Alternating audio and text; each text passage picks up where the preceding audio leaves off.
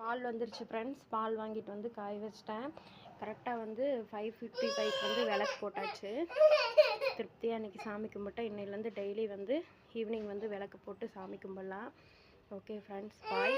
எல்லோரும் நல்லா வேண்டிக்கோங்க. குழந்தை இல்லைன்னு சொல்லிட்டு நிறைய பேர் நிறைய இதில் வந்து மெசேஜ் பண்ணுறீங்க. எல்லாத்துக்குமே வந்து அடுத்த வைகாசி விசாகத்துக்குள்ளே குழந்தைக்குங்க முருகனாக வந்து பிறப்பார். ஓம் நமச்சிவாய, ஓம் சரவணபவா.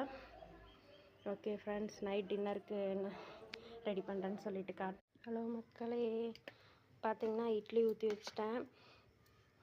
இந்த சட்னி எப்படி செய்கிறதுன்னு பார்த்திங்கன்னா, சின்ன வெங்காயம், பூண்டு, தக்காளி, வரமிளகா, அப்புறம் கொஞ்சம் தேங்காய், புளி எல்லாம் வந்து நல்லா வணக்கினதுக்கப்புறம் கடைசியாக இந்த மல்லித்தலை கொஞ்சோண்டு, அப்புறம் புதினா கொஞ்சம் ஒரு கைப்பிடி போட்டு அரைச்சி எடுத்தேன். செமையாக இருந்துச்சு.